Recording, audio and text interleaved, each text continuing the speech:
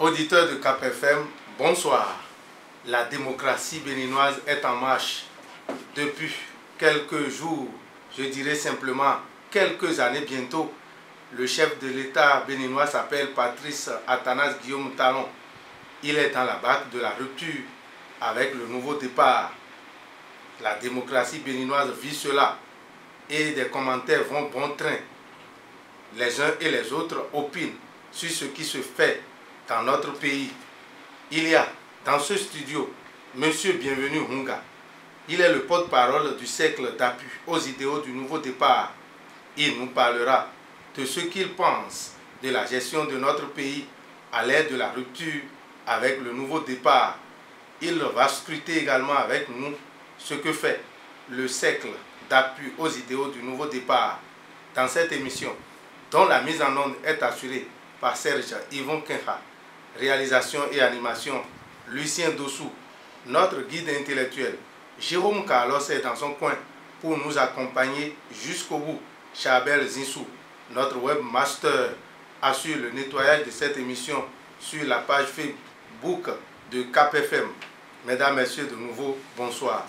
Monsieur Bienvenu Moussa, bonsoir. Bonsoir, monsieur le journaliste. Vous êtes le porte-parole du cercle d'appui aux idéaux du nouveau départ. Bienvenue dans cette émission. Merci beaucoup, monsieur le journaliste. Idéaux du nouveau départ. Nous en parlerons davantage.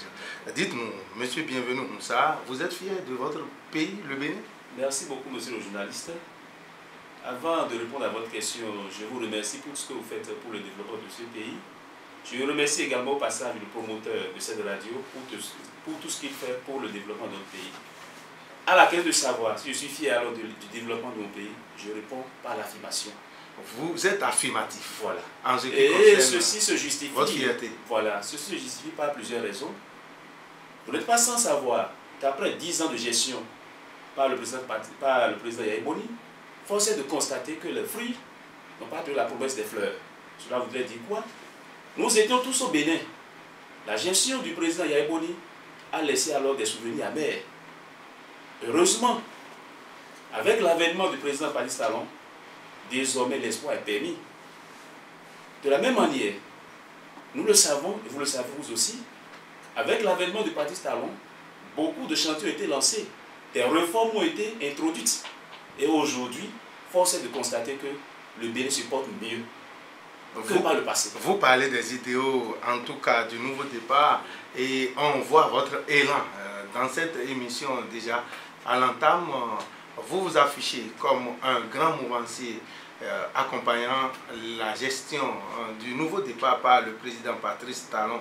Vous commencez déjà par cracher dans les 10 ans du président Boni Yayi. Mais dites-nous, la démocratie béninoise, quel est son état de santé selon vous, si vous étiez un médecin? Voilà, je crois que la démocratie béninoise se porte très bien sous le régime du président Patrice Talon. Et pourquoi vous précisez que c'est sous le régime du Patrice Talon? Parce La démocratie béninoise, c'est depuis 1990. 1990. Bien sûr, je suis sûr, quand vous faites un tour dans le rétroviseur, vous allez constater que par le passé, les choses étaient gérées autrement. Depuis 1990? Bien sûr, bon, rien ne se faisait bien? Bien, tout à fait. Des choses ont été faites.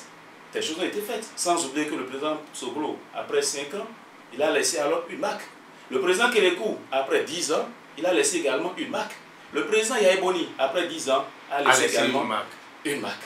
Mais force est de constater que quand nous faisons une comparaison, nous constatons que la gestion du Bénin ces 10 dernières années laisse à désirer. Et vous faites déjà de comparaison avec la gestion du Bien Bénin? sûr, parce qu'après une année, quelques mois de gestion du pays par le président Patrice Talon, nous sommes fiers aujourd'hui de constater que le Bénin se porte bien. Ça pleure. Surtout au niveau des réformes. Ça pleure dans les maisons. Pas du tout. Ça pleure dans les quartiers. Pas du tout. Ça pleure un peu je partout. dois vous dire ceci. Nous sommes à l'aide de la mondialisation.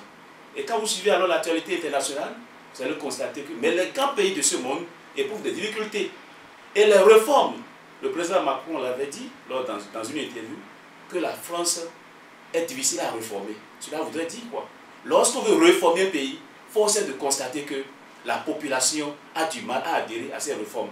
Et c'est ce qui fait qu'aujourd'hui, nous constatons qu'il y a des graissements dedans. Mais encore, laissons le temps, et vous allez constater que le peuple béninois sortira grandi. Voulez-vous dire qu'il va falloir que le président Patrice Talon fasse le bonheur de son peuple contre sa volonté? Je ne crois pas. Je ne crois pas du tout. On ne peut pas faire le bonheur d'un peuple contre sa volonté. Mais le peuple parle. Le peuple parle tout à fait. Parce que nous sommes encore au début. Le peuple parle parce qu'il y a des réformes. Il y avait une manière de faire les choses par le passé. Vous le savez mieux que moi. Moi, je suis dans le domaine de l'enseignement. Mais avant la rentrée, c'est toujours le suspense au niveau des acteurs du monde scolaire. On se demande. Il y a des menaces. Il y a des menaces. Mais aujourd'hui, nous sommes fiers de constater que dans le pays, c'est la première fois dans l'histoire du Bénin que la rentrée a eu lieu courant le mois de septembre. C'est une première. Et c'est à mettre à l'actif du président Patrice Talon. De la même manière, au niveau des acteurs... Et là, M. Gonçalves, on vous dira qu'il y a encore quelques grincements dedans. Bien sûr. Des gens réclament et même pas plus tard qu'hier. Les primes qui ne seraient pas descendues. Bien sûr, mais ça, c'est la faute de l'autorité. Là, la faute, c'est au niveau des acteurs bancaires. C'est des virements qui sont faits. C'est des virements qui sont faits. Et même, par communiqué, on a demandé alors à tous les anciens qui n'ont pas reçu leur prime de s'adresser alors dans les banques, de s'adresser aux banques pour rectification. Ce qui me relie, c'est quoi? Donc le problème n'est pas un problème gouvernemental. C'est un problème mineur. C'est un problème de banque. Bien sûr, ce n'est pas au niveau du ministère des Finances, mais c'est au niveau des banques.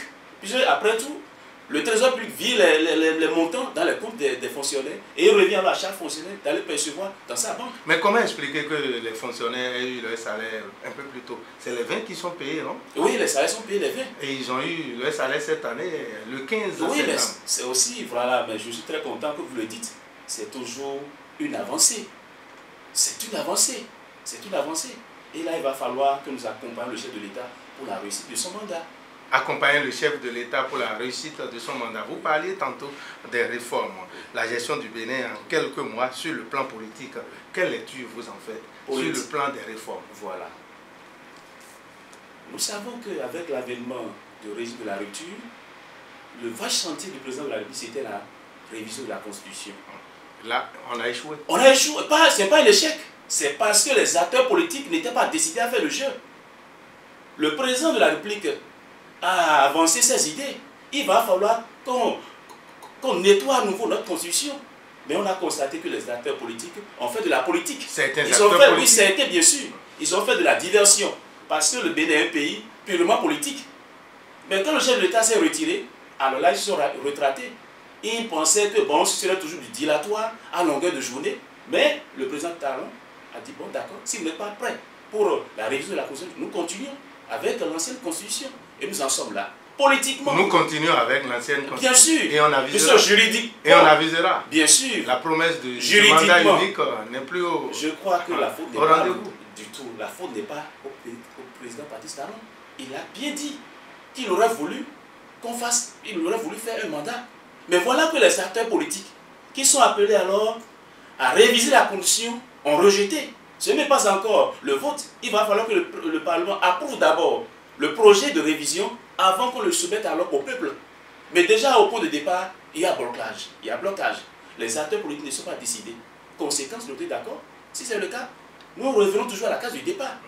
Et si c'est juridiquement, je crois que dès lors que l'ancien conseil est en vigueur, alors là, le président Patrice Talon a toujours le droit, il a le plein pouvoir de se présenter une deuxième fois. On n'en est pas là encore. Bien sûr. On n'est qu'à 2 ans bientôt de son mandat. Voilà. Et les 2 ans ne sont même pas encore touchés. Bien sûr. Et rien ne prouve qu'il ira au second. Il peut aviser, il peut se représenter à nouveau. La Constitution lui permet. Comme il peut ne pas se représenter. Bien sûr, voilà. Mais comme vous l'avez dit, nous ne sommes pas encore à l'aise, c'est-à-dire nous ne sommes pas encore à ce moment-là. Laissons le temps au temps et au moment opportun, on avisera. Bien sûr. Politiquement, vous l'avez dit tantôt. Mais vous savez que le jeu politique se joue très bien aujourd'hui. Les acteurs politiques jouent leur rôle. Les partis politiques animent la vie politique. Il n'y a pas d'entrave aux partis politiques. Les sorties politiques se font régulièrement. Les week-ends, l'actualité politique est mouvementée. Cela montre que... Une actualité politique mouvementée, on en parlera tout à l'heure. Cela montre que le président Patrice Talon respecte alors la constitution de ce pays. Parce que chaque citoyen a droit à la parole.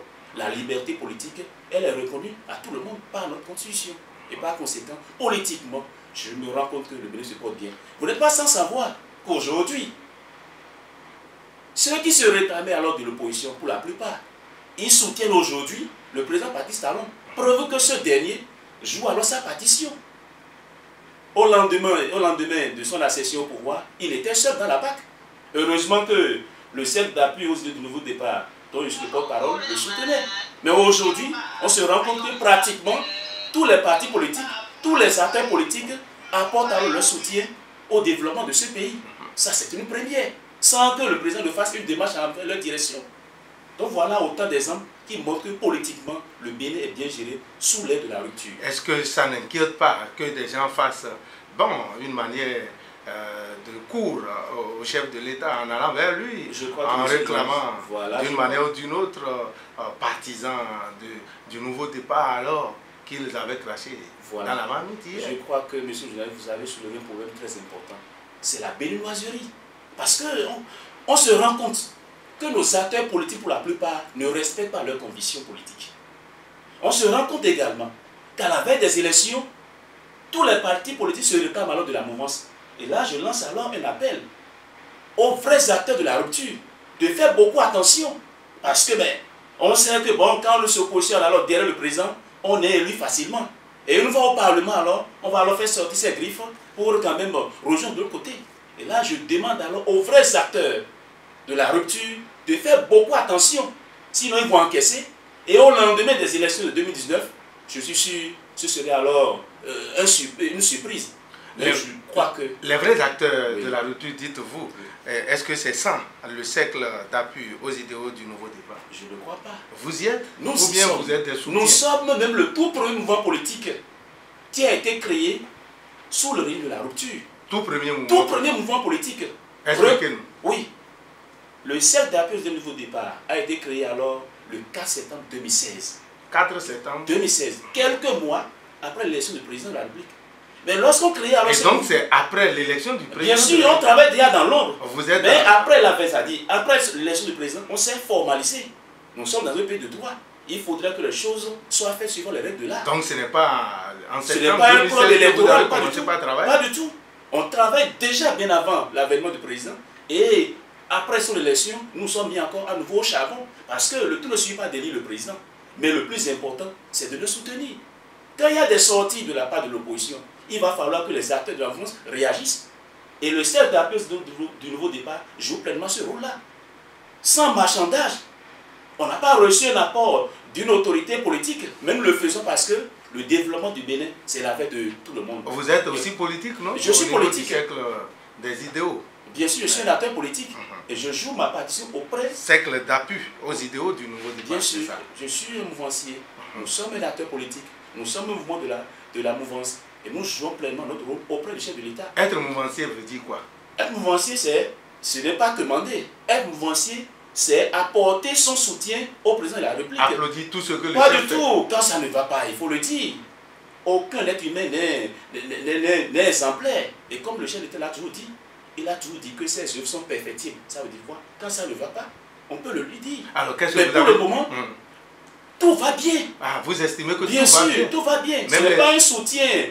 Ce n'est pas un soutien pour le plaisir de soutenir, pas du tout. Même les déguerpissements anarchiques, tout va bien là aussi. Qu'est-ce que vous voulez, mon frère? Je suis fier parce que moi, je viens de Boycon. Je suis fier parce que je viens de Boycon. Par le passé, les trottoirs étaient occupés. Et là, la faute, ce n'est pas aux petites populations, c'est surtout les autorités communales qui ont bradé les domaines publics alors à nos citoyens. On sait que c'est un domaine public, mais pour renforcer les caisses des collectivités locales, on sait ces domaines-là aux populations. Mais aujourd'hui, les populations se rendent compte que ce n'était pas alors la même manière. Et je suis fier. Lorsque cette opération avait été lancée, on hésitait. On se demandait est-ce que cette opération sera effective. Il a fallu que le préfet Togola lance les hostilités à Cotonou pour que toute la population applaudisse. Mais aujourd'hui, ah non, toute la population n'a pas applaudi à Cotonou. Bien sûr. On a crié. La population est bien consciente que c'est le domaine public. C'est le domaine public qui est occupé. Il faut faire du beau et quitter le pays. Aller dans les pays développés, vous allez voir. Rien ne se passe comme ça. Vous n'êtes pas sans savoir aussi. Lorsqu'on veut réaliser alors une route, on parle alors de dédommagement. C'est des milliards de francs qui sont engloutis. Pourtant, c'est le domaine public qui est occupé.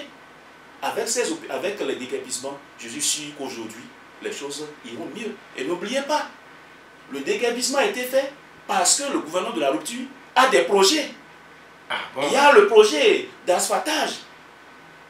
Des villes seront quand même goudronnées. Les lieux publics seront réaménagés pour le bien-être de la population. Et depuis, on attend, on n'a rien vu. Bien sûr, mais soyez tranquille. Soyez tranquille. Les chantiers sont lancés déjà par endroit. Moi, je viens de Boycon. Pas plus tard, il y a 2 semaines, le ministère de l'aménagement du territoire a envoyé une délégation à Boycon pour quand même identifier les routes qui seront prises en compte dans le programme. Donc, c'est des réalités. Et ce qui me réjouit, on ne fait pas du tintamarre autour. On ne fait pas du bruit autour. Et laissons le temps au temps. Je suis à l'heure du bilan. Je suis avec fierté qu'on va présenter alors un bilan au peuple béni. Vous parlez bien sûr de la réalisation des infrastructures routières. À un moment où vous n'êtes pas sans savoir que celui qui est en charge de ce département n'est plus là. Oui, vous parlez du ministre Hervé Khakoumé. Il a été bouté au dehors. Bon, c'est trop tôt. C'est trop tôt pour le dire. Ah bon? Et nous attendons alors le communiqué officiel. Pour le moment, c'est des supputations. Ah non, le ministre Hervé Khakoumé. Oui, il a été limogé. Il est limogé. Mais pour le moment, officiel. C'est une réalité. C'est une réalité. Et mais officiellement. Son intérim est assuré. Pas bien sûr. Il y a un communiqué qui. Mais officiellement, quelles sont alors les raisons qui justifient alors son limogeage? On attend. Le chef de l'État ne donne pas la réponse. Non. Il n'est pas tenu de donner sa réponse. Il n'est pas tenu de donner la réponse parce que constitutionnellement, qu'est-ce qui a été dit? C'est le chef de l'État qui nomme les ministres et met fin à leur fonction. Et là, juste là, le président Patrice Talon est dans la droite ligne. Puisque, au moment opportun, c'est son bilan qui sera jugé. Donc vous êtes d'accord qu'il n'expose pas les raisons pour lesquelles Hervé Khakoumé a été limogé? Ne vous inquiétez pas. Au moment opportun, c'est sûr que les raisons seront servies. On peut les cacher aussi. C'est une affaire de couvent. Je ne crois pas parce que le président Patrice Talon a tout donné la preuve qu'on fait les choses autrement. Jusqu'à ce jour, mais je me rends compte. Les commentaires vont bon temps. Oui, bien sûr, parce que nous sommes dans un pays de supputation. Nous nourrissons la rumeur. Les rumeurs sont nourries parce que certains acteurs veulent noyer les actions du chef de l'État. Alors, est-ce qu'il ne faut pas que le gouvernement aussi réagisse pour qu'on en arrive par là? Ne vous inquiétez pas. Le gouvernement déblaye le terrain. Bien sûr, je suis sûr. Pour les jours à venir, nous serons situés par rapport aux raisons qui justifient alors le limogeage du ministre. Ça tarde. Même chose, oui. Les intoxications vont continuer. Laissons le temps au temps, monsieur le journaliste. Bon. Nous ne sommes pas pressés. Il y a mieux à faire. Il y a mieux à faire. Le limogeage du ministre, ce n'est pas la fin du monde. Le Bénin va continuer à vivre. Donc, laissons le temps au temps. C'est sûr que les autorités vont alors servir les raisons qui justifient alors son limogeage. Vous êtes un enseignant, professeur certifié, comme je le sais. Alors, monsieur, bienvenue au Moussa.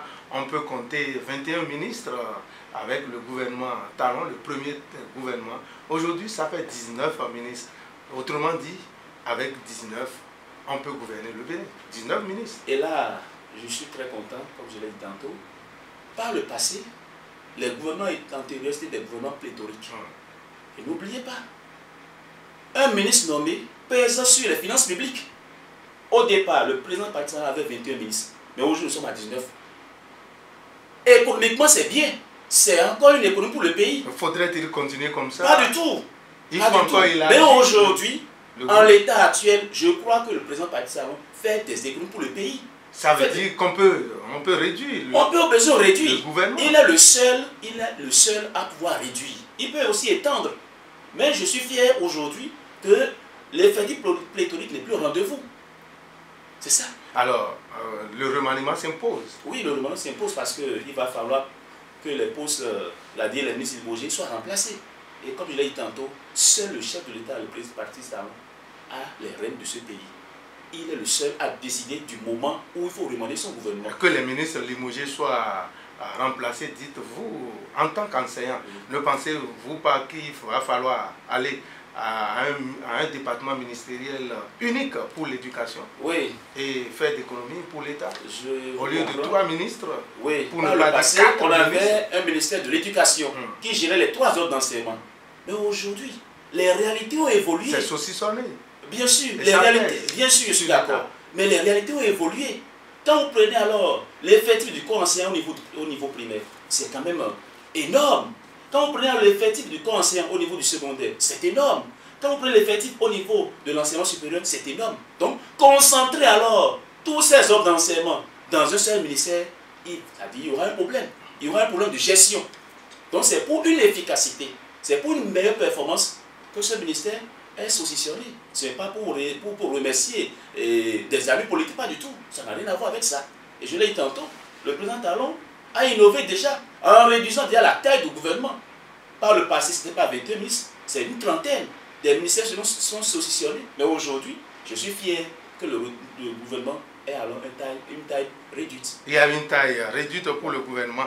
On veut aussi une taille réduite pour les partis politiques dans notre pays. Le système partisan est grippé. Voilà. Qu'en dites-vous? Et je crois que ça pose toujours le même problème. La révision de la Constitution. Puisque le président partisan l'a dit. Il faut réformer le système partisan. Et je l'ai dit au départ. Aujourd'hui, les partis politiques n'ont pas de conviction. Les partis politiques sont gérés alors comme des entreprises privées. Où le leader, le fondateur du parti, gère son parti comme étant son patrimoine. Mais dès lors que le projet de révision de la Constitution a été rejeté, voyez, cette noble ambition du chef de l'État a été balayée du revers de la main. Donc il va falloir qu'on réforme, comme vous l'avez dit, le système partisan. Tel que les choses se passent aujourd'hui, ça ne va pas. C'est donc un impératif catégorique. Bon, c'est un souhait. À la réforme. Bien sûr, parce que ça a été quand même consacré dans la Constitution béninoise. On ne peut pas décréter, le président ne peut pas être d'accord. Aujourd'hui, nous devons avoir alors tel nombre de partis. C'est impossible. Parce que ça a été constitutionnalisé. Mais pour réformer alors le système partisan, il va falloir toucher à la charpente de notre pays, qui est la Constitution. Je voudrais partager cette information avec vous au niveau du système partisan. Alors, il est annoncé que des partis politiques, FAR, LAFIA, Kadounia, ils sont nombreux, FAR, F-A-R, et d'autres personnalités, pour la plupart, se retrouvent en un bloc désormais pour accompagner le chef de l'État. Une dizaine de partis et mouvements qui vont fédérer désormais. Est-ce que ça veut dire qu'on est en train d'aller vers la solution au système partisan? Là, je parle de solution naturelle. Parce qu'au fil du temps, je suis sûr que les choses vont se stabiliser d'elles-mêmes. C'est-à-dire, au fur et à mesure où la chose politique évolue, les acteurs politiques prennent aussi conscience. Vous voyez, aujourd'hui, nous avons des regroupements. J'aurais voulu qu'il y ait aussi des regroupements de l'autre côté. C'est-à-dire, j'aurais voulu que les opposants se mettent ensemble. J'aurais voulu que dans mon pays, nous ayons alors deux grands partis, deux blocs politiques, à l'image des États-Unis. Monsieur Moussa, n'y a-t-il pas des risques d'aller, bien sûr, vivre ce qui se passait après l'indépendance, pour vous dire que les partis du Nord se regroupent entre eux, les partis du Centre, les partis du Sud, et puis ça avait créé la situation qui a conduit à... oui, je vois déjà votre on parle de monstres à trois têtes. L'histoire est là. Et ça a été dit dans la Constitution. Les partis ethnocentriques, voilà. Les regroupements d'ordre ethnocentrique, vous ne voyez pas. Constitution Il y a un tout risque. prévu. Avant que vous ne créez un parti politique, il va falloir que vous ayez des militants dans tous les départements du Bénin. C'est ce qui est dit. C'est ce qui est dit. Mais dans la pratique, qu'est-ce que nous constatons? Nous constatons que les acteurs politiques se regroupent quelque part là, on reste à Cotonou, et on crée alors un parti, pour le parti est créé. Deuxième élément, je me rends compte que le contrôle qu'il faut faire après la création de partis politiques, le contrôle n'est pas fait. C'est ça.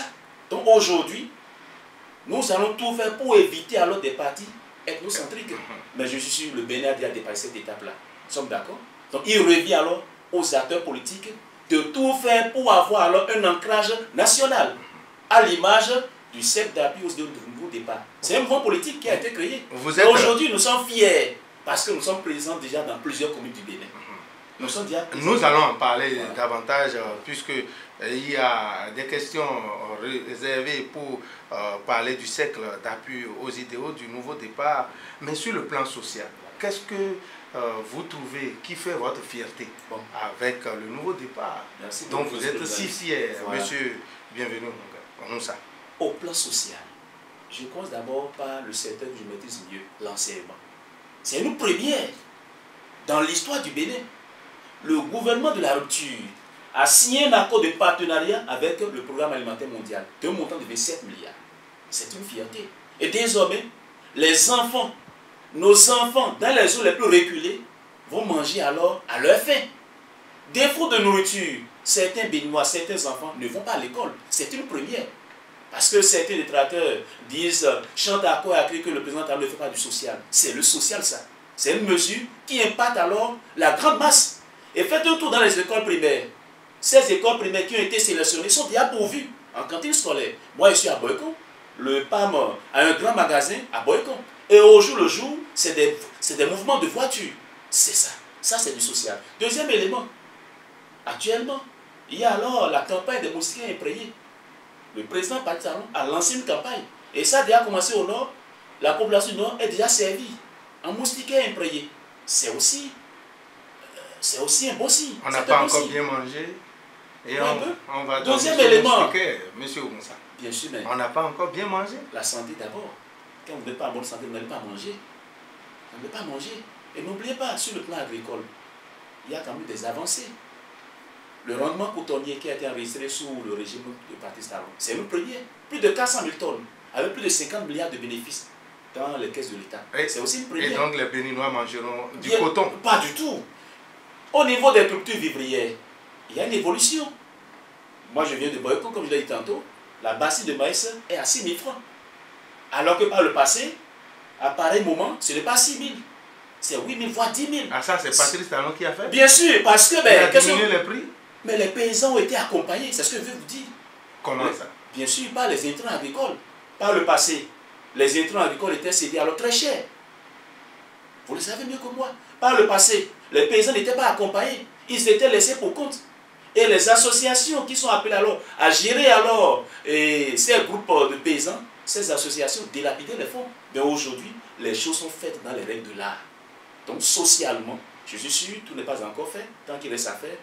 Mais je suis sûr qu'au plan social, il y a quand même une bouffée d'oxygène. Alors, vous êtes du secteur de l'éducation, monsieur Bienvenu Moussa. Comment expliquer le fait qu'à l'aide du nouveau départ, les enseignants de part et d'autre sont surveillés comme du lait au feu, sur le feu, ils n'ont pas droit, ils sont tenus comme presque comme des enfants. Ils doivent absolument faire leur devoir comme cela se doit. Oui, monsieur le journaliste. Le passé est en train de mourir là. Du tout. C'est ce qu'il faut pour le Bénin. Nous avons une manière de faire. Par le passé, les directeurs n'allaient pas au service comme cela se doit. Je le dis, j'ai les preuves, je suis enseignant de carrière. Par le passé, le directeur peut ne pas aller au cours. Mais aujourd'hui, c'est une fierté de constater que le directeur est à son poste comme cela se doit. Deuxième élément, nous sommes enseignants aussi. Qui ne venaient pas. Aujourd'hui, c'est une fierté. Il a été dit qu'on aurait voulu que les enseignants, les APE et les agents contractuels de l'État ne fassent pas de vacations.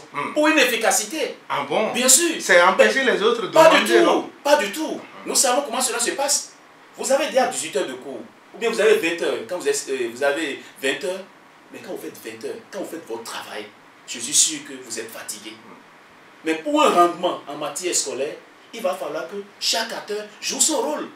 Cela doit impacter le résultat à la fin de l'année. Moi, j'ai été vacataire au départ. Mais je sais comment je fais le cours. Vous courez de gauche à droite. Prenons alors peut-être un vacataire à Cotonou, qui doit peut-être quitter Godoy pour aller faire cours à Papa à 10 h. Il finit son cours peut-être à Clavi à 8 h. À 10 h, il doit être à Papa. Pratiquement, il va à Papa alors à 10 h 30. Qu'est-ce qu'il pourra faire? Il va somnoler dans la classe. Donc, il va falloir qu'on sécurise. Et c'est le moment de remercier alors le gouvernement de la rupture. Vous n'êtes pas sans savoir également qu'à la veille des rentrées, les vacataires sont assurés. On vous demande de donner 30 000 francs avant d'avoir une classe. Mais aujourd'hui, c'est certains, c'est vrai. Oui, certains, ça ne pas tous les directeurs. Mais pour la plupart, ils se comportent comme ça. Vous voyez un peu? Mais aujourd'hui, c'est une première.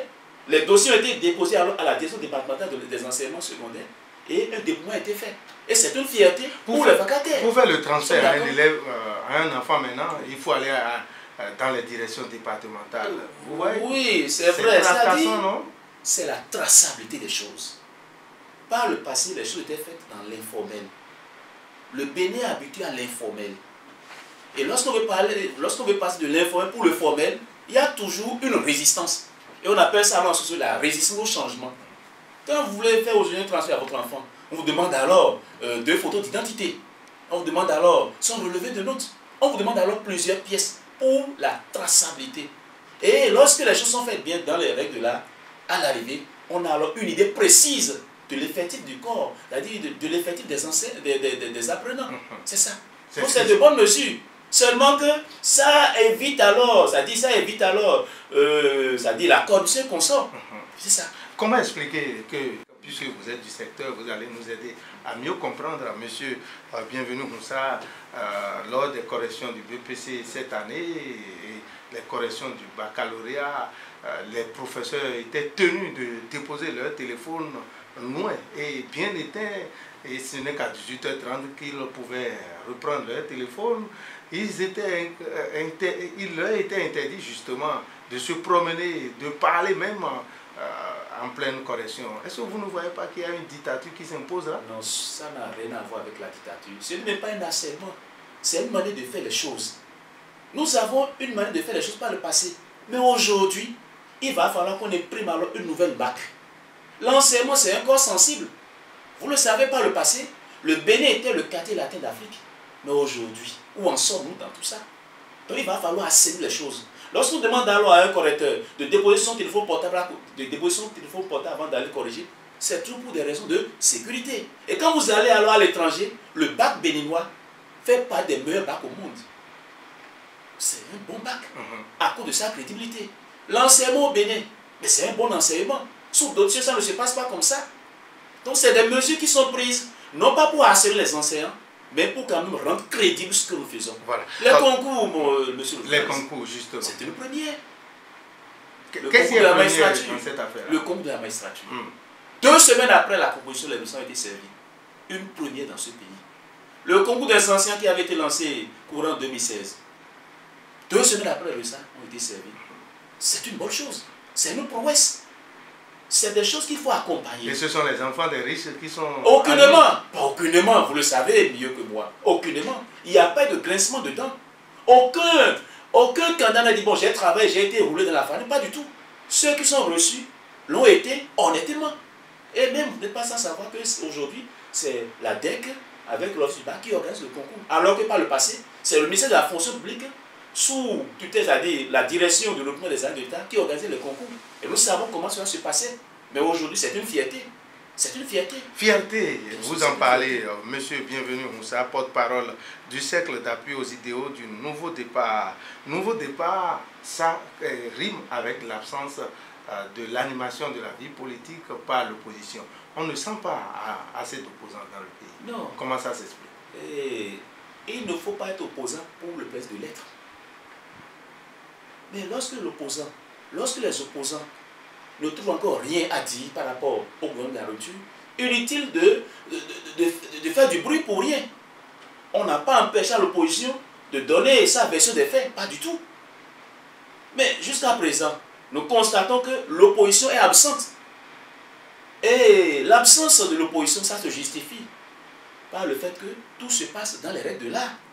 Nous aimons la politique, nous animons la vie politique. Je suis sûr, s'il y avait des malversations, mais les opposants seront les tout premiers à bondir. C'est une opportunité pour les opposants. Mais pour le moment, il n'y a pas encore de grief. Et par conséquent, inutile alors de s'afficher en tant qu'opposant. Je rappelle aussi, l'opposition a sa place. Dans un régime démocratique, l'opposition doit jouer son rôle. Et n'oubliez pas, de temps à autre, les opposants aussi font des sorties. Les forces Coripo et Bénin émergents, de temps à autre, ils font des sorties. Donc jusqu'à présent... Il n'y a que cette force Coripo pour un Bénin émergent comme moi. Bien sûr, bien sûr. La guerre entre Talon et Yaïbouni continue, peut-on penser? Non, je crois que cette guerre est terminée, c'est révolu. Même le président Macky n'a pas le temps. Il n'y a même pas de guerre. Il n'y a pas de guerre. Il n'y a pas de guerre. C'est le jeu politique. Les acteurs politiques, de temps à autre, se donnent des coups comme le disait l'autre. Mais je suis sûr, entre le président Païtano et le président Yaïbouni, il n'y a pas une guerre. Du tout.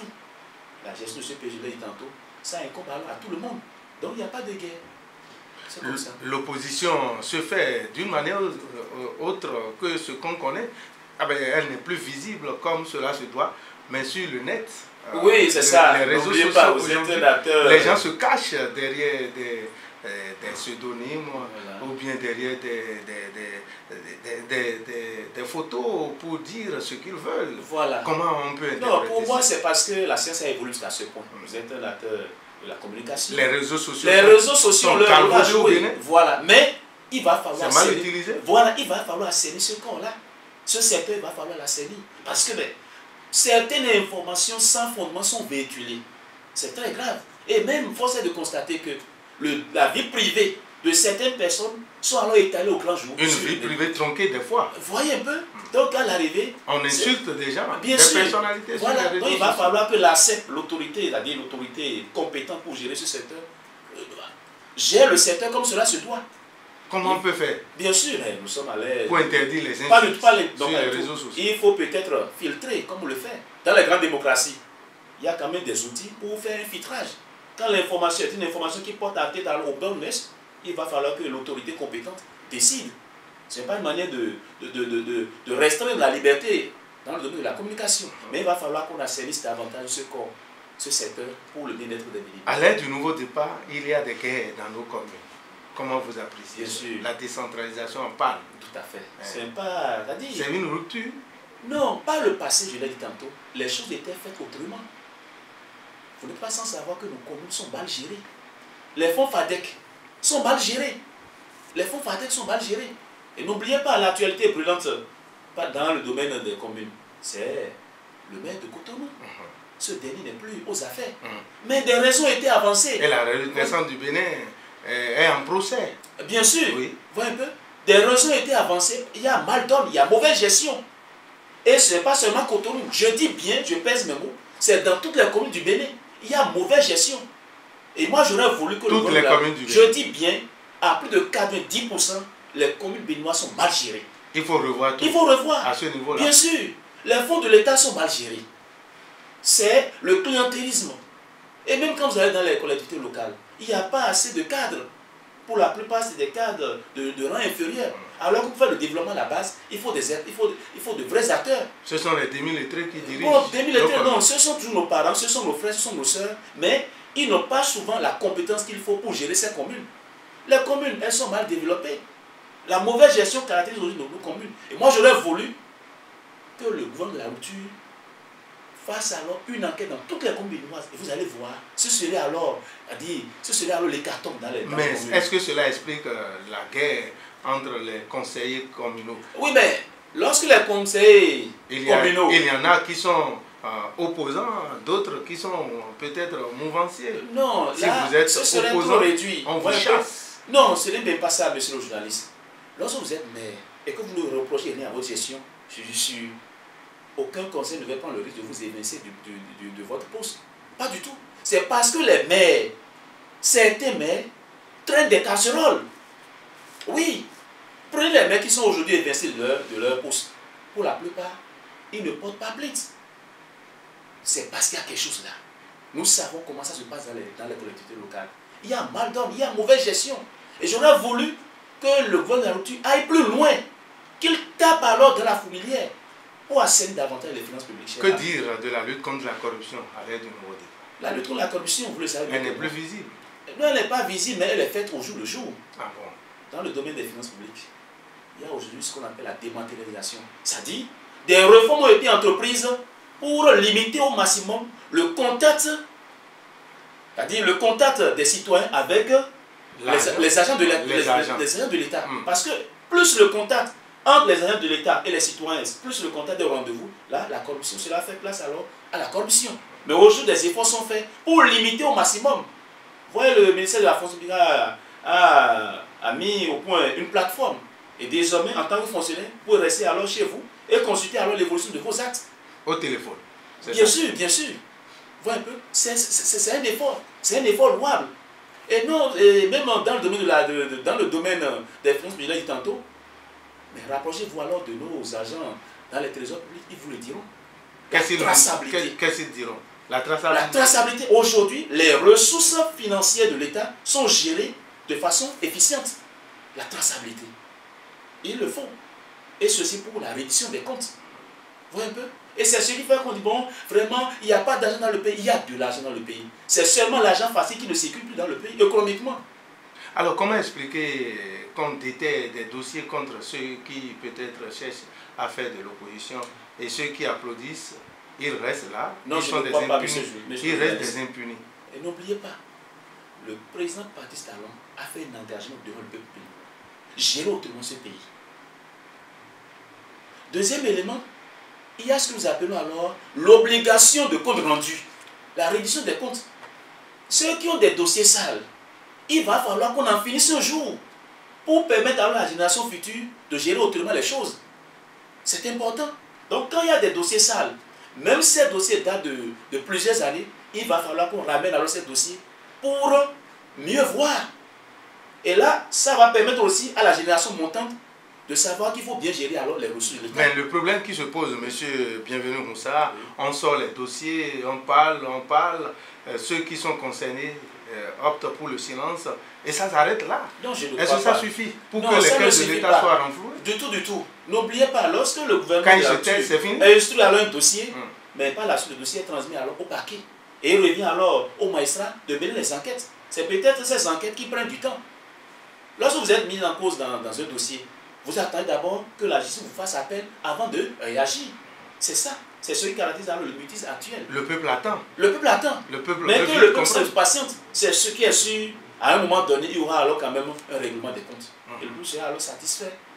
On va régler ses comptes. Bien sûr, c'est-à-dire, les choses seront faites. Et là, les citoyens seront quand même situés. C'est ça. Mais certains citoyens parlent d'acharnement. Non, ce n'est pas un acharnement. Du tout, ce n'est pas un acharnement. Ce n'est pas du tout un acharnement.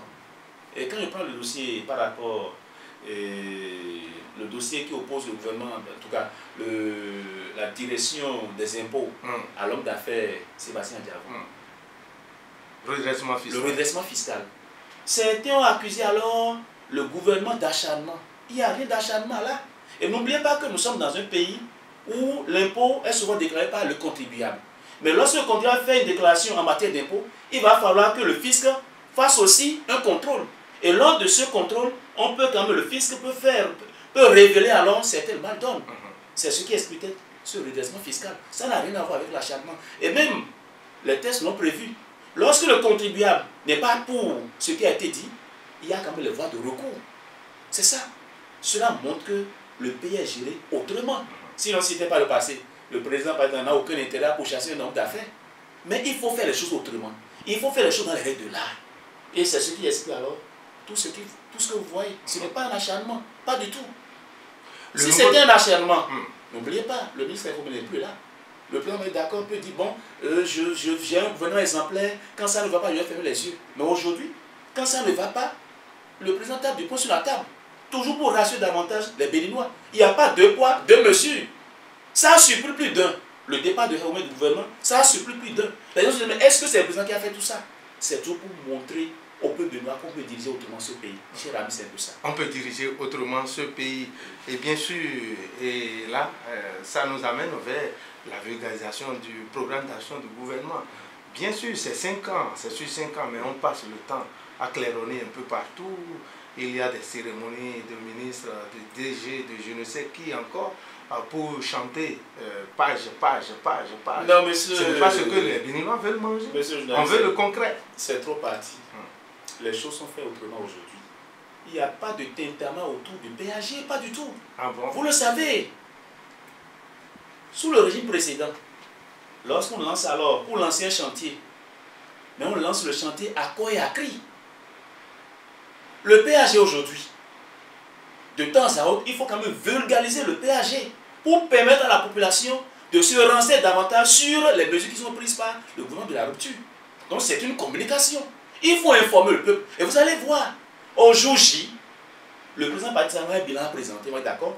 Dans mon péage, dans le programme d'action du gouvernement, j'ai prévu telle chose. Nous sommes à l'échelle, voilà les choses qui ont été faites. Ça permet alors de faire alors un contrôle. Aussi... Donc le peuple va faire le contrôle. Bien sûr, pourquoi pas? Il y a des mesures, il y a des chantiers dans le péage. Et aujourd'hui, on fait alors l'effort de vulgariser, de communiquer alors avec la population par rapport à ces mesures. Et ça permet alors à la population de suivre de très près. Parce que nous sommes habitués par le passé à faire de fausses promesses. On vous dit, on vous promet le ciel et la terre, mais aujourd'hui, vous n'avez rien. Mais aujourd'hui, c'est un risque que nous prenons en tant que mouvanciers. Lorsque nous parlons alors des réformes qui ont été entreprises, lorsque nous parlons alors des chantiers à lancer auprès de la population, c'est pour demander à la population, suivez-nous comme cela se doit. Et aujourd'hui, vous allez voir. Alors, vous êtes mouvancier, comme vous venez de le clamer haut et fort, avec le cercle d'appui aux idéaux du nouveau départ. Vous en êtes simplement le porte-parole. J'ai dit simplement parce que c'est tout un groupe. Dites-nous, quels sont les idéaux du nouveau départ? Bien sûr. Je l'ai dit tantôt, c'est un mouvement politique qui soutient d'abord le chef de l'État. C'est un mouvement politique. A-t-il besoin de soutien, lui? Bien sûr, mais c'est une œuvre humaine. Le chef de l'État, il reçoit au jour le jour des coups. Quand il le fait, on dit non, il a mal fait. Quand il agit, on dit non, c'est parce qu'il est politique. Vous l'avez, on l'a dit tantôt. Lorsqu'une mesure est prise, on dit non, cette mesure est dirigée contre telle personne. Il va falloir qu'on le soutienne. Et non seulement ça, le chef de l'État a besoin quand même d'une majorité pour gouverner. Parce que le Bénin, politiquement, nous sommes habitués à la politique. Donc le cercle d'appui du nouveau départ est un mouvement qui soutient le chef de l'État. Et n'oubliez pas, le président de ce mouvement, c'est Dorothée Soumé. Monsieur Dorothée Soumé. Oui. C'est le président de ce mouvement. Et n'oubliez pas, c'est un citoyen comme tout le monde. Et je suis sûr, si tous les citoyens peuvent agir comme ça, le Bénin en sortira grandi. Comment fonctionne le cercle? Il n'est pas un homme d'affaires. C'est un simple citoyen qui a des mêmes ressources et qui a créé quand même ce mouvement pour apporter son soutien alors au chef de l'État. Et je profite de cette occasion pour apporter alors un démenti formel. Selon certaines indiscrétions, c'est que le cercle d'appui au nouveau départ est soutenu. Pas du tout. Soutenu par qui? C'est-à-dire, ils affirment à quoi qu'il y a des mains invisibles. Aucune main invisible. Nous fonctionnons sur la base de nos souscriptions. C'est les militants qui souscrivent pour nous permettre de faire des sorties. C'est les militants qui apportent alors les soutiens parce que c'est ce que le président de la République souhaite. Vous faites des sorties? Nous faisons des sorties médiatiques. Et en vogue, voilà, justement des sorties médiatiques. Bien sûr. Et par la suite, est-ce que vous informez les gens? Qu'est-ce que vous êtes allé chercher à savoir? Oui, le samedi passé, le samedi 16 septembre, nous avons procédé alors à l'installation de la coordination communale de Saint-Valo, de notre mouvement. Et je l'ai dit tantôt au départ que c'est un mouvement politique qui a un ancrage national. Nous sommes déjà présents dans 15 communes. Et même dans les jours à venir, nous envisageons alors d'installer nos coordinations dans le nord, en particulier à Malanville, à Natitingou et à Parakou. Donc c'est un mouvement. Et là, je l'ai dit tantôt, notre mouvement est un mouvement pratiquement différent des autres mouvements. Parce que nous savons que... Qu'est-ce qui fait la particularité? La particularité, c'est quoi? Je l'ai dit tantôt. C'est les militants qui souscrivent pour la bonne marche de notre mouvement. C'est ce que les autres font aussi, non? Je ne crois pas. Je ne crois pas.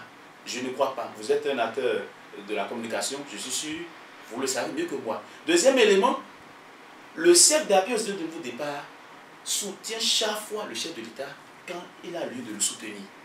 Toujours pour quand même apporter notre pierre à la construction de ce pays. Parce que c'est un être humain. Quand il n'est pas soutenu, il peut quand même se décourager. Je fais tout, mais les gens ne le soutiennent pas. Il va falloir qu'on le soutienne. Ce n'est pas un soutien pour le plaisir de soutenir, pas du tout. Mais aujourd'hui, vous le savez mieux que moi, vous l'avez dit, la classe politique, pratiquement tous les politiciens sont mouvanciers aujourd'hui. Parce que le monsieur fait bien. Et comme l'a dit, ça c'est une indiscrétion, j'étais lors d'une émission avec un ancien ministre de la République qui dit, le président Patrice Talon, il aime le beau. C'est un ministre de la République. Un ancien ministre. Qui sait qu'on fait dit, monsieur Moussa, le président Patrice Talon aime le beau. Il est mouvancier aussi? Non, pas du tout, il n'est pas mouvancier, il est toujours opposant. Et il a dit, le président Patrice Talon aime le beau.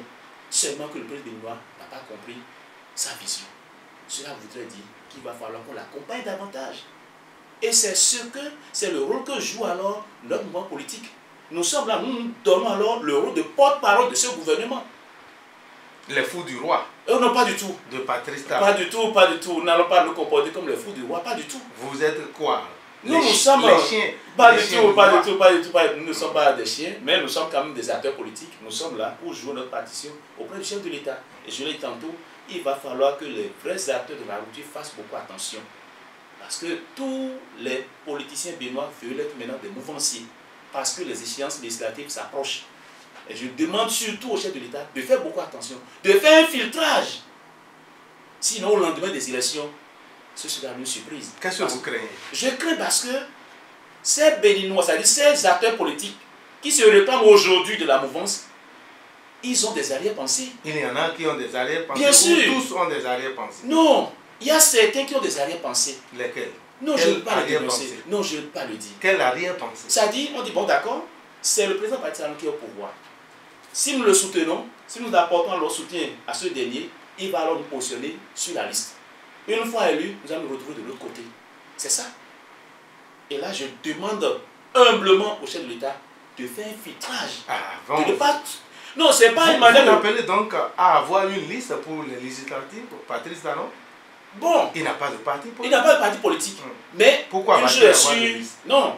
Même si le président n'a pas une liste, ceux qui se réclament alors de la mouvance doivent quand même se mettre ensemble pour gagner. Parce qu'on dit souvent ensemble on est fort. C'est ça. Vers la création d'un autre parti. Bon, si l'ambition du chef de l'État est de créer un parti. Ce n'est pas encore un parti. Oui, si l'ambition du chef de l'État est de créer un parti politique, la Constitution le lui permet. Si l'ambition du chef de l'État, c'est de réunir alors tous ceux qui le soutiennent alors autour d'un creuset, il le fera. Qu'est-ce que vous lui conseillez? Moi, je lui conseille alors de fédérer les forces. C'est-à-dire, il va falloir que tous les acteurs qui soutiennent alors la rupture se mettent ensemble pour éviter alors une dispersion des forces. Parce que quand vous êtes divisé, je suis sûr à l'arrivée, ça ne marche pas. Mais lors de ce regroupement, il va falloir qu'on fasse beaucoup attention. Il y a des loups dans le lot. Il y a des loups. Il y en a qui sont là juste pour le temps. Et une fois ils vont se retrouver de l'autre côté. C'est comme ça. La guerre des intérêts. La guerre des intérêts. Oui, bien sûr, c'est une guerre d'intérêts. Il y a des anciens qui vous veulent toujours rester. Bien sûr. Parce que le pouvoir comme jeunes il y a aussi, il y a beaucoup de jeunes qui se font le chemin. Ils veulent aller au repas. Bon, pas un repas, pas du tout. Ils veulent apporter leur contribution au développement de ce pays. Ouais, donc, j'invite le chef de l'État à faire beaucoup attention à ses soutiens tous azimuts. Il va falloir qu'on clarifie les choses. C'est important pour le développement de ce pays. Mais comment régler les problèmes de transhumance dans notre pays? Oui. Parce que c'est ça qui vous fait... Tout à fait. Bien sûr. Ce qui se passe. Et le mal, c'est quoi? C'est le rejet du projet de révision de la Constitution qui pose tout ça. Puisque si d'aventure le projet avait été accepté, nous ne serons pas à ce point. Est-ce qu'il ne faut pas revenir là-dessus? Oui, il faut revenir. S'il le faut, il faut qu'on revienne là-dessus. Avant 2019? Non, ça peut être après la fin de ce mandat. Nous sommes d'accord? Ah bon? Bien sûr, parce que nous avons autre chose à faire. Après la fin du mandat? Bien sûr. Parce que c'est l'ancienne Constitution qui est en cours. Le président Patrice Talon a le plein pouvoir de se représenter encore en 2021. Mais ça reste urgent de corriger cette mais on a constaté que les acteurs politiques ne veulent pas. Ils ne veulent pas. Le président Patrice Talon a montré sa bonne foi. Il dit, mais révisez. Mais ils ont rejeté, pensant qu'ils sont en train de faire du mal au président. Mais dès que le président est d'accord, je prends acte. Ils ont dit, ah ben, on pensait qu'il allait revenir encore à nouveau. Pas du tout. On a été piégés. Quelles sont les perspectives? Les perspectives, je dirais, du cercle d'appui aux idéaux du nouveau départ. Oui. Sur le plan politique. Oui, en matière de perspectives, nous avons, je l'ai dit tantôt, le cercle d'appui aux idéaux du nouveau départ envisage alors des sorties les mois à venir. Vous n'allez pas aux élections? Nous irons aux élections législatives, bien sûr. Nous irons aux élections législatives. Et nous nous préparons activement pour ça. Et je l'ai dit tantôt, c'est un mouvement totalement différent des autres. Au jour le jour, nous faisons des sorties. Vous n'êtes pas encore un parti politique? Nous sommes un mouvement. Nous sommes un mouvement politique reconnu officiellement. Et nous sommes en train de nous préparer pour les élections législatives. Et même pour les fois à venir, nous envisageons alors une sensibilisation de la masse. Parce que la population n'est pas instruite. Elle n'est pas instruite. On va apprendre maintenant à la population les bonnes manières. De quelle bonne manière? Les bonnes manières, parce que vous n'êtes pas sans savoir par le passé. Quand vous invitez à la population à une réunion, en retour, elle s'attend toujours à quelque chose. Mais ça ne se passe plus comme ça. Le sandwich est là. Bien sûr. Mais aujourd'hui, nous demandons à la population de finir avec cette manière de faire. Ah bon? Pourquoi? Bien sûr. Comment? Pourquoi? Ça, c'est la population. C'est un achat de son intérêt, non? Pas du tout, c'est un achat de conscience. Vous venez alors à un meeting et à la fin, on vous donne des sandwichs, on vous donne de l'argent. Mais vous n'avez rien gagné. Mais n'oubliez pas que cet argent qui est distribué, pour la plupart, c'est l'argent venant du contribuable. C'est ça. On a au moins gagné le sandwich. Non, mais mon frère, en même temps. Oui, mais ça ne vous rapporte rien. Ça ne vous rapporte rien à la population. Donc il va falloir qu'on montre, qu'on inculque à la population que le développement, le développement d'un parti politique est l'acteur de tous les acteurs. Qu'est-ce que ça fait perdre aux populations que de prendre en même temps? Mais quand vous prenez, n'oubliez pas, lorsque les acteurs politiques par le passé nourrissaient la population avec ces miettes, mais n'oubliez pas, la corruption prend de l'ampleur. Mais je sais que dans le week-end, je dois dépenser alors 400 000 francs chez moi. Je dois dépenser 500 000 francs chez moi. Mais si on me nomme alors un poste de responsabilité, je vais alors détourner parce que les dépenses à engager sont énormes. Mais aujourd'hui, on dit alors, désormais, faisons les choses autrement. Il va falloir qu'on inculque alors à la population que la vie d'un parti politique, la vie d'un mouvement politique dépend alors de son apport. Et c'est ce que nous faisons. Ah mais la question du militantisme se pose dans notre Bien pays. sûr.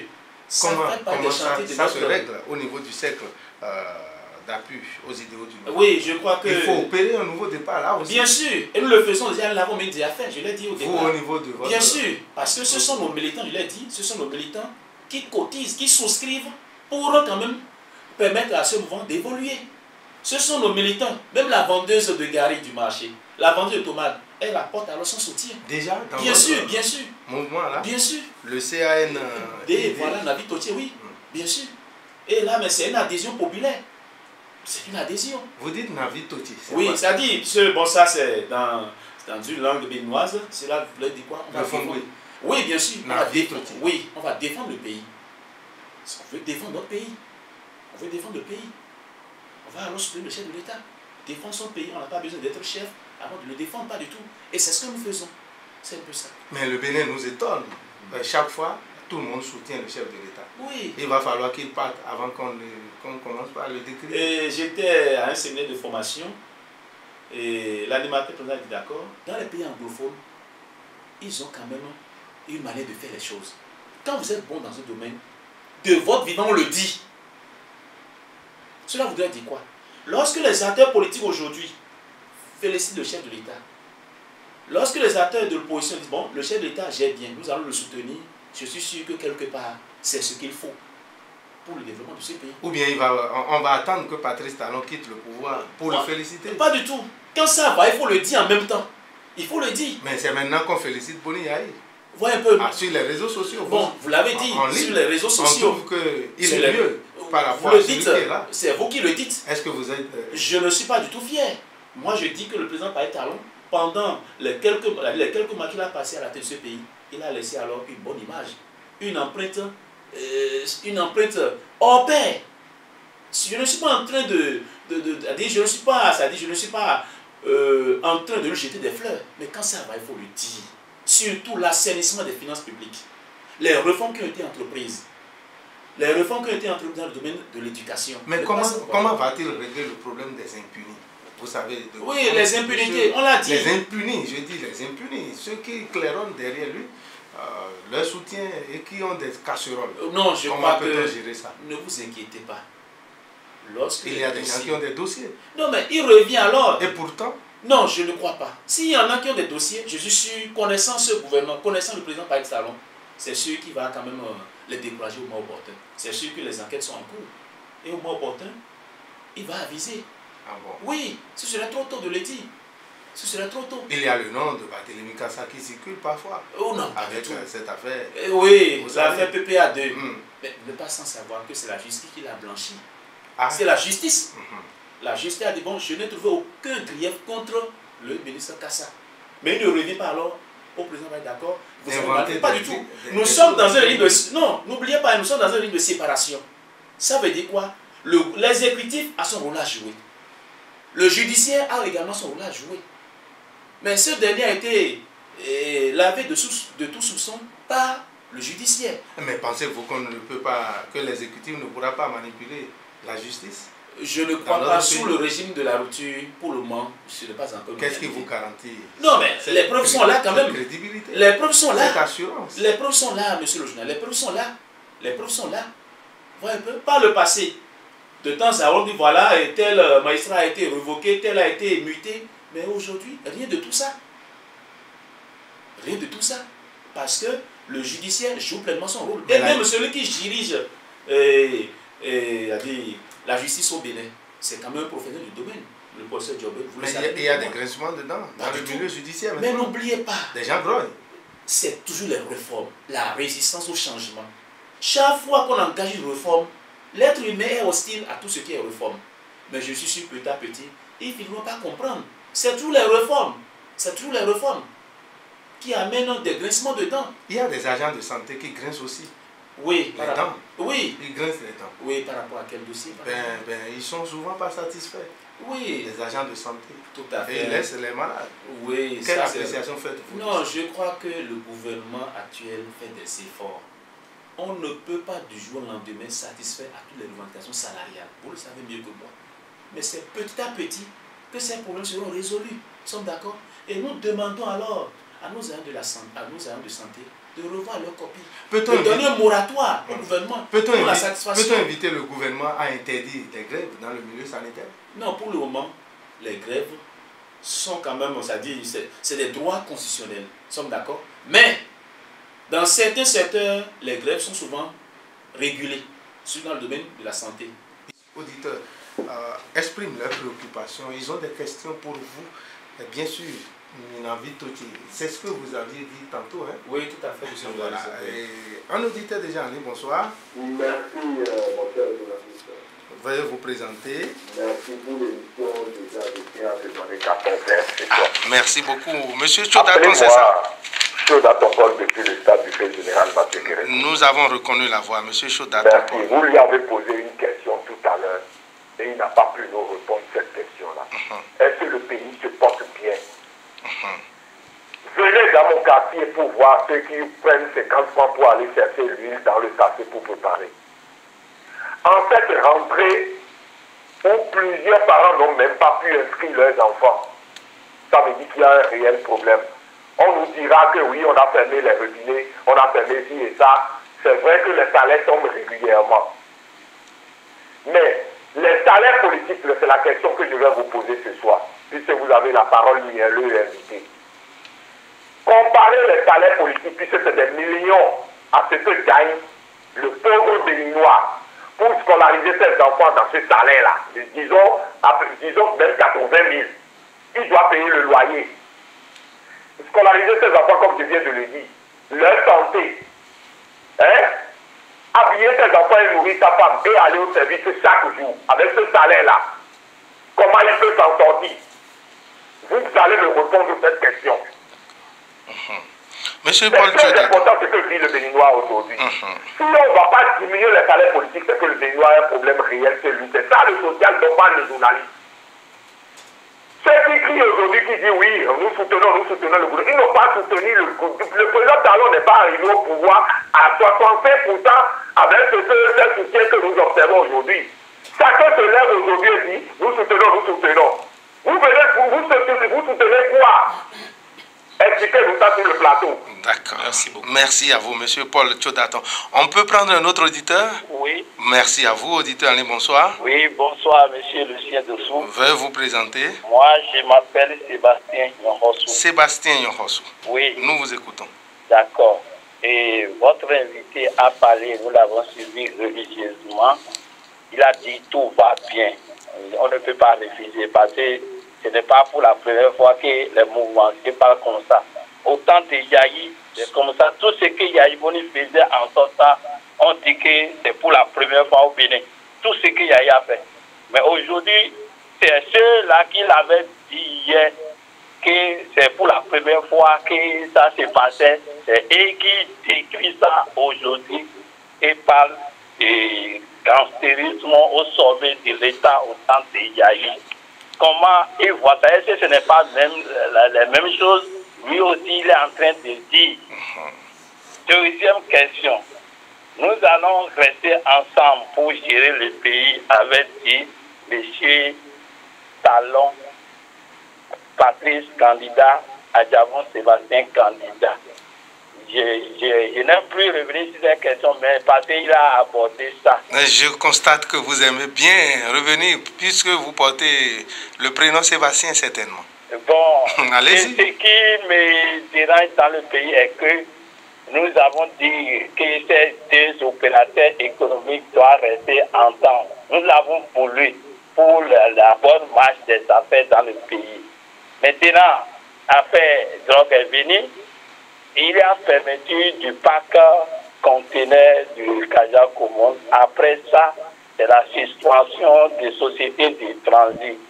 Fermeture des radios et télévisions en son temps. Comment ils analysent ça? Et pour finir, la déclaration de l'honorable Badamassi, est-ce que c'est lui qui est le porte-parole du gouvernement ou bien le répondeur? Parce que chaque fois, si quelqu'un parle, c'est lui qui vient répondre. De quelle déclaration parlez-vous? Hein? De quelle déclaration parlez-vous? Badamassi, après la déclaration des Amos Elegbe.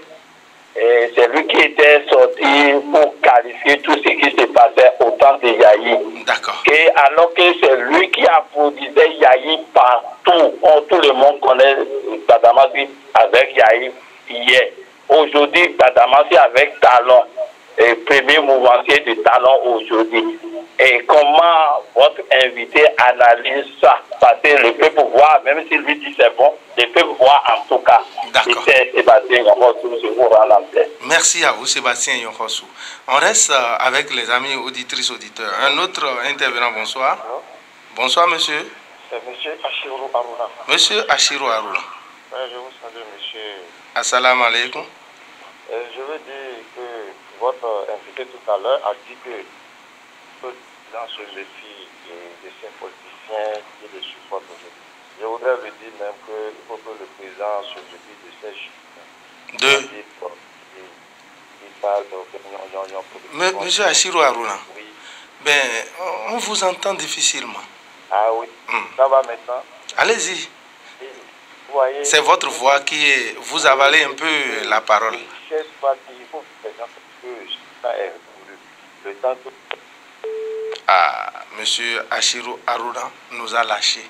21 33 52 25 95 KPFM. Un autre intervenant en ligne, bonsoir. Bonsoir, auditeur en ligne. L'auditeur en ligne, on pourra le prendre. Bonsoir. Allô, bonsoir. Veuillez vous présenter. En fait, moi c'est Joël, j'appelle de Aïbaté quoi. Joël lequel? Joël, Père-Ronton. Joël Père-Ronton. Père-Ronton.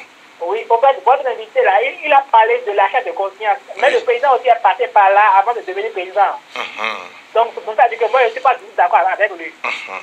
L'achat de confiance. Faudrait-il que ça continue ou bien, selon vous, on doit continuer ou on arrête? Monsieur Joël Père-Ronton? Allô?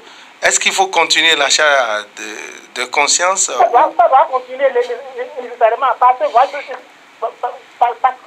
ce que je vois là maintenant là, à la devenir président. Donc, lui ne peut pas dire qu'on va interdire ça. On ne doit pas interdire. Oui, ça n'a pas de sens, on ne peut pas interdire ça. Ça vous profite? Le président ne peut jamais interdire ça. L'achat de conscience, ça vous profite? Oui. Ça ne profite pas. Mais quand le président est passé par là avant de devenir président, il ne peut pas venir pour dire qu'il va interdire ça. Donc, même s'il interdit ça, là, c'est pas un travail qu'il veut faire. D'accord. Monsieur Bienvenu Hunsa, il sourit beaucoup par rapport à votre réaction. Je suis sûr qu'il va vous apporter sa réponse. Un autre intervenant, bonsoir. Bonsoir, monsieur Dessous. Veuillez vous présenter. Je suis Benjamin Bosseret, je vous appelle d'Arlem. Monsieur Bosseret, nous vous écoutons. Monsieur Hunsa, bonsoir. Bonsoir, monsieur l'auditeur. Monsieur le Dessous, vous savez, cette émission a une grande audience. Donc il faudrait que des propos des invités soient des propos du rassembleur. Ce soir, je voudrais demander à votre invité, je ne sais pas si certains politiciens béninois ne sont pas en politique, ce qu'ils pourraient devenir. D'autres pourraient devenir des coupeurs de route. Parce que lorsque nous les écoutons, on se dit vraiment, ces gens n'ont pas la morale. Leur comportement nous étonne et n'est pas éducatif. Je voudrais dire à votre invité de ce soir, vraiment, je suis étonné par ces propos. Nous voyons ce qui se passe dans le pays. Quels propos vous étonnent?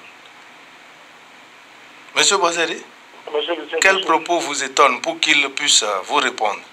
Lorsqu'il dit que dans toutes les communes, les maires gèrent mal, et même il a donné, même il ne sait pas sur quelle base il a fait ce sondage en disant que les mairies la plupart des mairies ont jusqu'à 90% on gère mal les mairies. Ça m'a beaucoup étonné. Jusqu'à présent, je ne sais pas quel service a fait ce sondage. Et lorsque nous entendons ces propos des bouches des politiciens, on se dit vraiment ces gens n'ont pas la morale. Monsieur le Saint-Dessous, j'ai une seule question à poser à votre invité. Monsieur Moussa, dites-nous réellement ce qui s'est passé à Porte-Nouveau, à la municipalité de Porte-Nouveau, pour que le maire de Porte-Nouveau, monsieur Monsieur Zossou. Monsieur Benjamin Bosseri. Monsieur Lucien Zossou. Eh, mais Monsieur Bienvenu Moussa n'est pas le maire de Porto Novo. C'est un acteur politique. Ah, il peut répondre. Oui, il peut répondre. Ce qui s'est passé à Porto Novo. D'accord. On dit souvent que comparaison n'est pas raison, mais je voudrais que tu me compares les deux faits, celui de Porto Novo et celui du maire de Cotonou. Qu'il me compare ces deux faits parce que je ne sais pas si c'est heureusement que je dirais que ce maire d'un parti politique qui est un soutien au président de la République. Il n'a qu'à me faire cette comparaison-là. Benjamin Bosseri, c'est la seule question que vous avez? Oui, c'est la seule question. Merci. On va prendre un dernier intervenant. Auditeur en ligne, bonsoir. Bonsoir. Veuillez vous présenter. Je m'appelle Bouillon Didier. Didier Bouillon. Oui. Nous vous écoutons. Depuis Bembe, dans la commune des Aguégués. Bon, la commune des Aguégués. Vous êtes dans l'arrondissement d'Avagboudi, certainement. Oui, c'est un village situé à l'extrême sud de la commune. Tout à fait. Et qui participe au développement de la nation. Oui. Vous êtes dans un village lacustre. Oui, effectivement. La crue est au rendez-vous. Oui, nous sommes sur l'eau actuellement. C'est une bonne nouvelle pour vous. Ok. Et pour la nation. Voilà. Didier, on vous écoute. Voilà. Je suis très content de votre invité. Et ce que je veux vous poser deux questions. La première, le président vous avait promis qu'à son arrivée au pouvoir, il fera tout pour qu'il y ait d'emploi, les jeunes vont trouver à faire. Mais à notre surprise, on a constaté qu'il ne fait que privatiser les sociétés qui sont à la portée de l'État. Et à l'arrivée de ces opérateurs économiques, on ne fait que renvoyer les gens. Est-ce que c'est dans l'optique de trouver de l'emploi aux jeunes ou bien on voulait privatiser les quelques-uns qui avaient trouvé quelque chose à faire? Première question. Deuxième question. La seconde question. Je pensais bien que notre président était en temps un opérateur économique.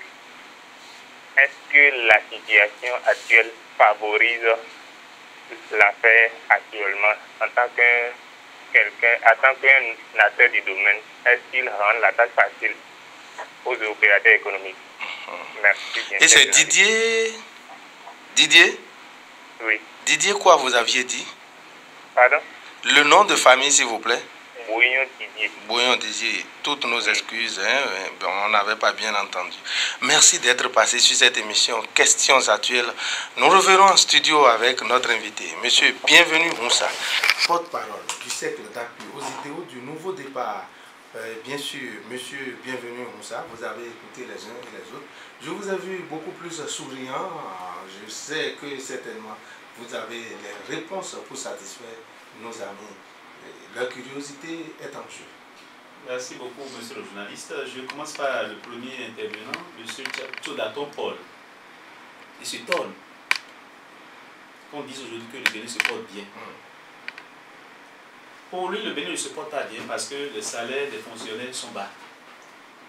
Là, par rapport au salaire politique. Il s'étonne parce que la population vit mal. Mais il doit nous se rappeler du passé. Il doit se rappeler du passé. Le président Patista n'a pas réduit les salaires. Au contraire, il lutte aux côtés pour quand même revoir les conditions des fonctionnaires de l'État. Et pas plus tard qu'hier, le ministre de l'enseignement secondaire a mis sur pied une commission pour étudier les statuts particuliers des enseignants. L'incidence financière de ces statuts particuliers. Cela voudrait dire que le gouvernement travaille. Nous n'avons pas affirmé que tout va à 100%, pas du tout. Mais c'est un bon début. On n'est pas du jour au lendemain. D'abord, n'oubliez pas, pour augmenter les salaires, il va falloir qu'on étudie à nouveau l'évolution des recettes du Bénin. On ne peut pas du jour au lendemain augmenter les salaires. Donc, souffrons qu'on dise alors que le Bénin se porte bien. Mais on a augmenté les salaires au niveau des hommes politiques. Non, mais c'est une augmentation. Pas du tout. Je crois que quand vous êtes un acteur, quand vous êtes investi à un niveau donné, il faudrait vous mettre dans les meilleures conditions pour éviter alors la corruption. C'est un peu ça. C'est ce qui justifie peut-être ces salaires-là. C'est important. Même aujourd'hui, vous le savez mieux que moi, par le passé, aller dans les ministères, un ministre peut avoir 10 voitures à sa disposition. Mais aujourd'hui, où en sommes-nous? Où en sommes-nous? C'est des mesures qui sont prises pour assainir les finances publiques. Et en retour, les recettes issues alors de l'assainissement des finances publiques, ces recettes vont permettre alors de revoir aujourd'hui les conditions des fonctionnaires. Emploi pour jeunes. Bon, je voudrais qu'on... Monsieur Bouillon, ça c'est Bouillon Didier, qui nous il a dit bon que le président Patrick avait promis l'emploi, mais aujourd'hui qui s'étonne qu'il y a des privatisations. Et il les renvoie. Mais je suis un procès d'économie. Expliquez-nous. Je suis un procès d'économie. Pourquoi on privatise aujourd'hui les entreprises publiques? C'est la mauvaise gestion. C'est la mauvaise gestion. La SBE, la Sonebe Consort, vous savez que ces sociétés par le passé ne donnaient pas le meilleur d'elles-mêmes. Il faut les pas du tout.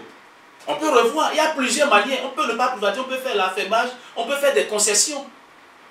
Il y a de ça une semaine environ, j'ai été très content de constater que les guichets de la SBE s'ouvrent les samedis et les dimanches. Mais c'est une innovation. Vous allez à la SBE, vous voulez payer votre facture, vous mettez du temps avant de payer. Ça veut dire que ça ne va pas. C'est des entreprises publiques. Et au jour le jour, l'État injecte alors les fonds du contribuable. Mais quand ça ne va pas, il faut privatiser. Parce que l'expérience a montré que lorsque vous confiez, vous privatisez à une entreprise, en retour, le privé qui achète cette entreprise gère bien cette entreprise. Et lorsque l'entreprise se porte bien, il y aura alors de création d'emplois. C'est ça, l'objectif qui est visé. Donc souffrons que les entreprises qui ne fonctionnent pas comme cela se doit soient privatisées. Et lorsque le privé achète alors son entreprise, il est préoccupé surtout par la rentabilité. Mais pour réaliser la rentabilité, il va falloir qu'il développe des activités. Il va falloir qu'il recrute davantage. C'est ça la vision. Est-ce que l'opérateur économique qu'est le chef de l'État hier ne se cache pas derrière ces privats? Non, je ne crois pas. Je ne crois pas. Et il a même dit, lors de sa sortie, au lendemain du rejet du projet de la Constitution, il a dit, par le passé, il a été homme d'affaires, mais aujourd'hui, il ne l'est plus. Et il a même dit qu'il a confié ses affaires à notre frère, M. Olivier Bokor. C'est ça la preuve. Il n'est pas tenu de le dire publiquement, il a dit. M. Olivier Bokor a des relations avec lui. Il lui a confié ses affaires.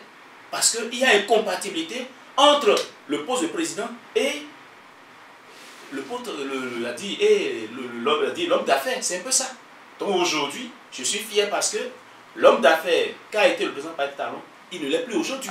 Bon, on ne va pas faire le débat. C'est ça. Donc il est préoccupé par le développement de ce pays. Donc je rassure Bouillon que ce n'est que partie remise. Et n'oubliez pas les concours. Qu'il prépare les concours. Il y a des concours qui sont lancés. C'est une première. L'autre question de Didier Bouillon.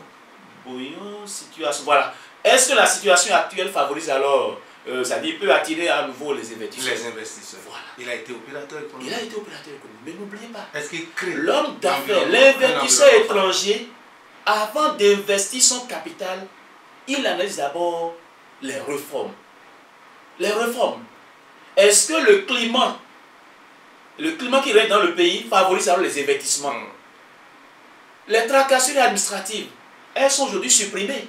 Par le passé, vous avez votre capital, vous voulez investir, on dit bon, vous avez la SB, on dit non, il n'y a pas de ci, il n'y a pas ça, et on vous renvoie partout.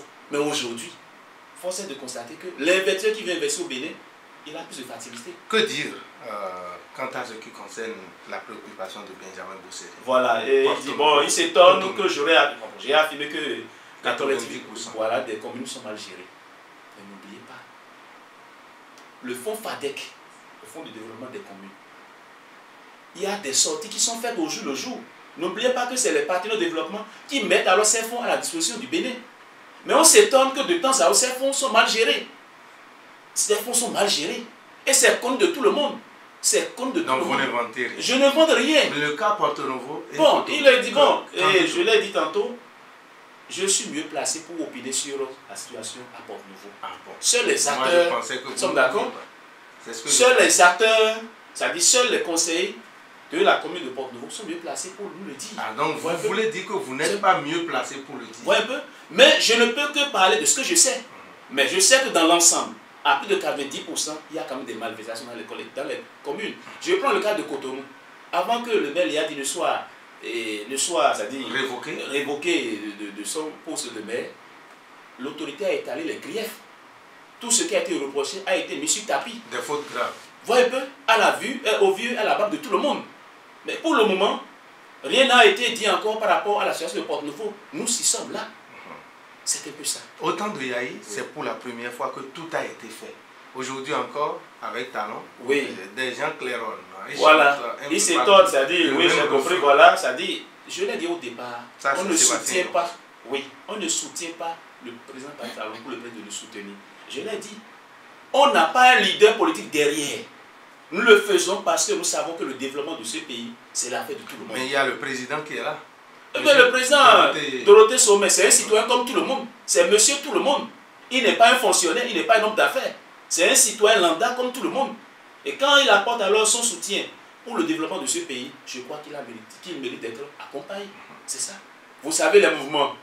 Vous avez souvent des hommes politiques derrière. Mais tout est première fois. Oui. Avec... oui, première fois parce que la manière de faire les choses aujourd'hui, cette manière est autre. Par le passé. Est-ce que vous le savez mieux que moi? Tout à l'heure, j'ai parlé de recrutement des enseignants. Par le passé, ça ne se faisait pas. C'est une première. C'est la direction qui a recruté les enseignants. Une fois recruté les vacataires plutôt. C'est une première. C'est une première dans notre pays que la DEC et l'Office du bac organisent un concours. C'est une première. C'est une première. Donc c'est des réformes. C'est une première. Qu'aujourd'hui qu'une plateforme soit mise au point alors par le ministère de la fonction publique pour permettre alors aux agents de suivre l'évolution de leur carrière. Ce qui n'est pas une première, c'est l'achat de conscience. Oui. Ça, M. Joël, c'est qu'il faut même continuer. Voilà, qu'il aurait voulu que le président mette de côté cette affaire. Puisque lui-même serait passé par là. Voilà. Pour venir au pouvoir. Donc quand ça ne va pas, je dis bien, le président n'a pas fait de l'achat de conscience. Ah, vous pensez? Oui, je le dis. Il n'a pas fait l'achat de conscience. Et c'est le peuple béninois qui l'a élu. Oui, bien sûr. Vous le savez, lors des élections, il n'avait pas des acteurs. Les acteurs politiques n'étaient pas au rendez-vous. Il était seul dans la BAC. Et il a mouillé le maillot. Mais il avait le soutien populaire. C'est ça. Ce n'est pas son argent qui avait fait. Pas du tout. Pas du tout. Pas du tout. Aucunement. Aucunement. Aucunement. Mais faudrait-il continuer? Pas du tout, il faut finir avec ça. Parce que lui dit qu'il faut continuer. Non, pas du tout, c'est parce qu'il n'a pas compris les choses. Mais il dit que ce n'est pas. Non, c'est un jeune frère, je lui conseille. L'achat de conscience ne fait pas bon ménage. Chaque fois que nous allons continuer avec l'achat de conscience, c'est sûr que le bénéfice ne va pas disparaître. Il faut mettre fin à l'achat de conscience. Il faut éduquer la population. Il faut éduquer les militants. Dans ce sens. Dans ce sens. Monsieur... Parce que quand on vous donne des sandwichs, quand on vous donne des sous à la fin d'une réunion, mais cet argent vient d'où? C'est l'argent qui a été volé. C'est un investissement qui va être récupéré. Bien sûr. Là, on appelle ça un retour sur investissement. Le politicien qui dépense alors 100 millions ou bien 1 milliard avant d'être élu. Mais une fois de l'autre côté, il va d'abord faire un retour sur investissement. Monsieur, bienvenue Moussa. Oui, votre mot de la fin. Merci beaucoup. Nous sommes au thème de cet entretien. Merci beaucoup, monsieur le journaliste. Je vous remercie pour cette opportunité que vous m'avez accordée. Et je profite de ce temps d'antenne pour souhaiter déjà une bonne rentrée à toute la population béninoise. Je rassure les apprenants. Les apprenants, bien sûr. Et même les parents. Et même les parents. Parce que, vous voyez un peu, ils se battent pour ça. Parce que même, ce qui m'étonne, c'est que les parents ont été surpris. Pour certains parents, la rentrée c'est en octobre. Donc ils ne sont pas préparés. Mais c'est dit que c'est le 18. Bien sûr, ça dit, ils pensaient, ça dit, la population, ça dit, les parents pensaient que c'était juste un effet d'annonce. Mais ils ont été surpris que la rentrée soit rendue le 18. La rentrée de l'année prochaine, 2018-2019, est fixée pour le 16 septembre 2018. Oui, mais c'est déjà écrit. Oui, c'est toujours la continuité. C'est ça. Voilà. Donc je remercie tous les auditeurs. Je salue au passage toute la population béninoise. Je remercie aussi le chef de l'État pour tout ce qu'il fait pour le développement de ce pays. Car le développement de ce pays, c'est l'affaire de tout le monde. Et nul ne sera de trop. Et une fois encore, je demande au chef de l'État de faire beaucoup attention au soutien qu'il foisonne ces derniers temps. Parce que parmi eux, il y a des loups. Merci à vous, monsieur. Bienvenue au Moussa, porte-parole du cercle d'appui aux idéaux du nouveau départ CANID. Et bien sûr, vous êtes passé sur cette émission Questions actuelles dont la mise en onde a été assurée par Serge Yvon Kenfa.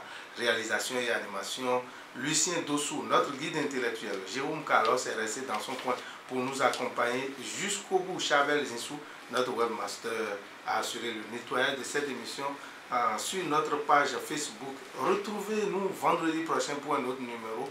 Mais en nouvelle diffusion, cette émission vous sera offerte le dimanche prochain à 7h30.